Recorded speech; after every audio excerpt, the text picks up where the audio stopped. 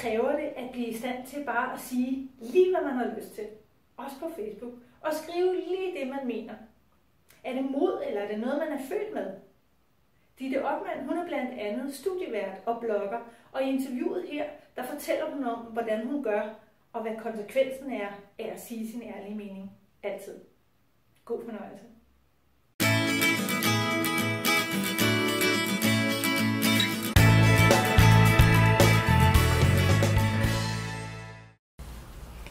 Hej Ditte, velkommen til. Tak. Jeg er super glad for, at du sidder her i tronstolen og er med. Hvordan kan man være modig, når man udtaler sig på for eksempel de sociale medier eller i medier generelt? Hvordan siger man bare, hvad man mener? Hvordan kan man det? Og det er jo rigtig interessant, fordi jeg bliver tit spurgt, hvordan tør du være så modig med det? Så nu vil jeg stille det samme spørgsmål til dig, Ditte. Hvordan kan du være så modig? Bare sige, hvad du vil. Altså, det lyder måske en lille smule usympatisk, men altså, det er nok fordi, at jeg et eller andet sted er en lille smule ligeglad. Ja. Altså, jeg er ikke specielt optaget af, hvad andre mennesker synes om mig, og specielt ikke fremmede mennesker. Fremmede mennesker, altså det er helt vildt dejligt, hvis de synes, at jeg er underholdende, eller begavet, eller sjov, eller, og ikke mindst, hvis de gider at høre mit radioprogram. Men altså, hvis folk samtidig, eller andre synes, at jeg er en kæmpe nar, det bekymrer mig simpelthen ikke. Det gør ikke noget. Det må de gerne synes. Ja, okay. Har det altid været sådan? Ja, altså hvis jeg sådan tænker tilbage, så har det jo nok. Altså, jeg har i hvert fald altid været den, som ligesom bliver afsløret i at sige de grimme ting, eller jeg kan huske, jeg havde en tysklærer, som havde en pukkel, og det synes jeg var helt vildt spændende, og ævlede op om i en kø i kantinen, hvor jeg selvfølgelig opdager, at hun står lige bag ved mig, fordi der bliver sådan helt stille. Og det er bare, det har nok altid været sådan, at jeg var hende, der sagde det højt og højst. Men i en nation, der ligesom er præget af lavt selvværd, vi har jantelov, og vi skal passe på, og vi skal gå op i, hvad andre siger, må du få nogle ret krasse reaktioner? Jamen, det gør jeg også. Ja. Altså, jeg får ret mange mails fra sure mennesker. Heldigvis har man jo i dag et ret effektivt spamfilter, så jeg læser det ikke. Altså, jeg er sgu rimelig ligeglad. Det kan også godt være, at der kommer nogle søde mails, der også ryger i det spamfilter. Sådan må det være, men sådan overordnet set, ja, så kan folk jo godt lide altså at dele deres mening, og det er jo deres ret, kan man sige. Ja. Og eftersom at det er sådan rimelig billigt at være på bredbånd, og alle har adgang til internettet, ikke? Og ens computer eller telefon bare tænder non-stop, så flyder det da også bare ind med alt muligt altså lort. Så kunne man sige, at det også er en slags gensidig respekt? Du siger, hvad du mener, så må de selvfølgelig også sige, hvad de mener. Ja, jamen, det må de gerne. Det må de gerne. Og det er bare ikke... Altså, det er måske ikke noget, jeg sådan tager til efterretning på den måde, hvis nogen har den forventning. Det gør jeg ikke. Okay. Altså, jeg havde jo en sådan famøs Facebook-opdatering for efterhånden 5 år siden, og der fik mine forældre og min kæreste også en masse henvendelser. Det var knap så rart. Det var ikke okay, synes jeg. Altså. Men, hvad er det ved det, der gør, at det ikke er okay? Fordi hvis folk synes, jeg er en idiot, så må de jo ringe til mig. Ikke? Jeg kan ikke rigtig se, hvorfor mine forældre skulle høre på alt det her lort. Men der var måske nogen, der synes, at de havde gjort et dårligt stykke arbejde med den her dame. Hvordan fanden er det, ja, hvordan har I opdraget den her pigebarn? Men ellers så... Ja, altså, så er det som det er. Det bekymrer mig ikke så meget. Så jeg tror virkelig, hvis vi skulle gå rundt og bekymre os hele tiden om, hvad andre mennesker tænker, altså man vil blive fuldstændig vanvittig. Man vil blive sindssyg. Det kan man jo ikke. Jeg kan ikke gå og tænke over, hvad vil nogle af mine 3-4.000 venner på Facebook tænke, hvis jeg skriver sådan her. Altså man vil jo aldrig kunne trække vejret. Og man kan ikke blive venner med alle, og det er heller ikke... Det er ikke meningen. Altså, det behøver jeg ikke at være. Nej. Det er okay. Og jeg tænker også netop en, som har så mange Facebook-venner og følgere, og så meget opmærksomhed og attention, som du har, også fordi du har det her radioprogram, der kunne du heller ikke bestille andet end at sidde og blive nederen og have det dårligt og ked af det og lavt selvværd og alt muligt, hvis du skulle læse og lytte til alle dem, der har kritik af dig. Ja. Altså jeg tænker, at jeg ved ikke, hvad raten er for dig. Det vil jeg gerne høre.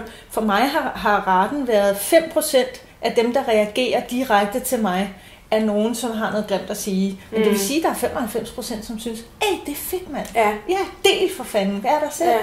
Så hvad er det 95%? Jeg aner det faktisk ikke. Fordi du simpelthen ikke ser dem? Ja, jeg interesserer mig simpelthen ikke for det. Okay. Og det vil sige, at du svarer heller ikke på dem? Nej. Men jeg læser det ikke. Altså, hvis jeg har fået nogle... Jeg arbejdede engang på BT, og der skrev jeg en artikel. Jeg kan ikke engang huske, hvad den handler om. Sikkert om dyr. Folk reagerer utrolig kraftigt, hvis man skriver noget grimt om dyr. Okay. I hvert fald så fik jeg med, hvor stod, jeg synes og gak, og og jeg sad og læste den der kilometer lange mail, og så var sådan en, hvor jeg skrev tilbage, altså jeg var simpelthen ikke klar over, hvad fanden skal man sige til det? At han synes, at det var en lorteartikel, jamen okay, det er fint, det må du gerne synes. Så hvad er det, der gør, at de skriver til dig på den måde? Hvad vil de have ud af det, tror du? Jeg tror bare, de vil have luft. De vil bare have luft? Altså, det kan jo også godt være, at der er nogle enkelte, der har en forventning om, at jeg så retter ind. Det ved jeg ikke. Okay. Men ellers så tror jeg, at det bare handler om at få luft. Okay. Og det kan man jo, når man har folks mailadresse, ikke? Og så... Ja. Så er du nogensinde rettet ind? Har du nogensinde taget noget til efterretning og tænkt, okay, det skulle måske lige... Ja, altså når folk sådan... folk, der står mig nær, det er klart. Jeg vil jo ikke sove mennesker i min familie eller nære omgangskreds. Altså for eksempel har jeg nogle regler, eller det er ikke mig, der har nogle regler, min mand har nogle regler, for hvad jeg må tale om i radioen, sådan hvad der angår ham. Ja. Og det respekterer jeg selvfølgelig, fordi jeg synes ikke, at jeg vil gøre ham ked af det, eller sætte ham i en eller anden mærkelig situation i forhold til hans kollegaer eller et eller andet. Nej. Så det gør jeg helt sikkert.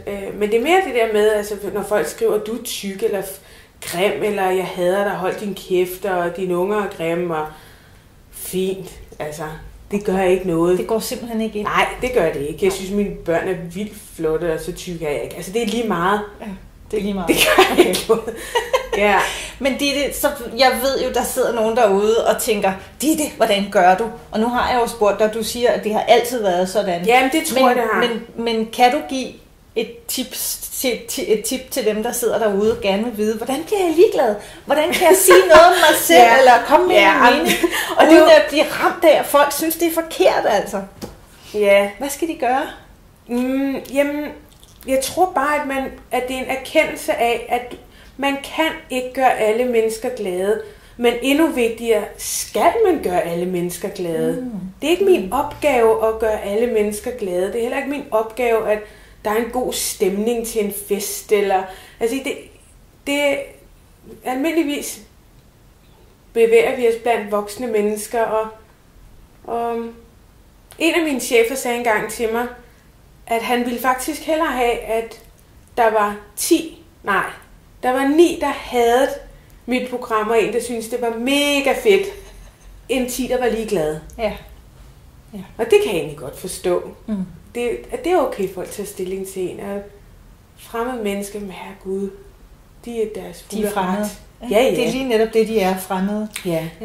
Og jeg tænker, du har fat i en meget god pointe, det der med at sige, ja, men det er jo gratis. Det er fuldstændig konsekvensfrit i dag at kalde nogen for fede so. Det koster ingenting. Alle kan logge på Facebook eller lave en fake-profil, og så skrive til en, din fede so. Jo. Så vores grænser har også rykket sig, og jeg tror, at inden i os skal grænserne også rykke sig. For hvad der er tilladeligt, ikke? At vi skal blive lidt mere vand på en gåsagtige, når vi selv er nogen, der fylder ud i det offentlige rum. Ja. Det er sgu okay. Ja, det er sgu okay. Ja. Så bliver du aldrig ramt. Altså, nu fortalte du om det der for 5 år siden. Ja. I dag, hvor du er blevet lidt mere professionel, eller ikke mere professionel, men mere vant til at være i det offentlige rum. Altså, i starten var jeg ret chokeret over de reaktioner. Og så var det, jeg tænkte, hvorfor skal jeg sidde og bruge tid på at læse alt det her lort? Det er folk, jeg ikke kender. Altså, jeg kan jo ikke, hvorfor betyder det noget for mig, hvad fremmede mennesker tænker om, det skal det ikke. Okay. Og så lader jeg det bare ved. I dag, der synes jeg ikke, at det rammer mig, nej. Og der er ikke nogen, der truer dig? Altså, du får ikke trusler? Jo. Så jeg bare griner. Jo, altså jeg har faktisk nogle venner, som spørger sådan lidt, skal du ikke gå til politiet? Hvor jeg sådan lidt, ja, så har jeg måske fundet ud af, at det er en, der bor i Jylland, så jeg skulle ligeglad. Altså det igen, altså det er jo ikke normale mennesker, som går så meget op i andre fremmede mennesker, tænker jeg. Nej. Og så er det så, at det der filter, det tager jo. Ja, okay. Det tager det værste. Ja. Nå, men det synes jeg er fedt. Det er dejligt at høre, at du ikke er bange, fordi jeg kan jo også høre, at hvad skal man sige, det eskalerer lidt derude i det sociale rum. Altså, når jeg får en mail om, at når Danmark bliver islamistisk, så bliver du nakkeskudt, du kommer på en liste, så tænker jeg, okay, fint, gider du lige sende mig en mail en måned inden, så jeg er klar, for jeg skal lige have sat hår. Ja. Ikke? Men jeg tænker, hvis man ikke er vant til at få sådan nogle trusler, så bliver man jo helt... Ej, jeg har altså ikke fået, jeg tror ikke, jeg har fået nogen, hvor jeg er blevet nakkeskudt. Men altså, jeg har jo flere, jeg gemmer dem, jeg har flere 100. Du gemmer mange 100 mails. Ja, jeg gemmer dem, fordi in case jeg skulle falde over noget, så har jeg det liggende. Der kommer en bog. Så er der nogen. De hademails. Jeg overvejede på et tidspunkt at udgive nogle af dem, fordi at det er så langt ude. Er der nogensinde nogen, der står ved det? Er der nogen, der underskriver sig? Svend Petersen i Ringkøbing? Eller? Ja. Nå, okay. Ja, der er ingen skam der overhovedet. Okay. Selvfølgelig er der også nogle... jeg tror faktisk, mit bud er, at faktisk så de fleste ved det. Det synes jeg også er meget skægt. Ja, fantastisk. Ja. Jamen Ditte, tusind tak, fordi du kom og ville dele dine erfaringer og dine indsigter på det her område. Jeg synes, det var rigtig spændende at høre om, og spændende at snakke med dig. Jeg glæder mig til at høre det, vi snakker om. Det, vi taler om. Det, vi taler om. Ja. Man snakker ikke, man taler. Man snakker ikke, man taler. Okay. Det, vi taler om. Ja. På Radio 24/7. På Radio 24/7, nemlig. Godt. Vi ses. Tak, fordi du kom. Tak.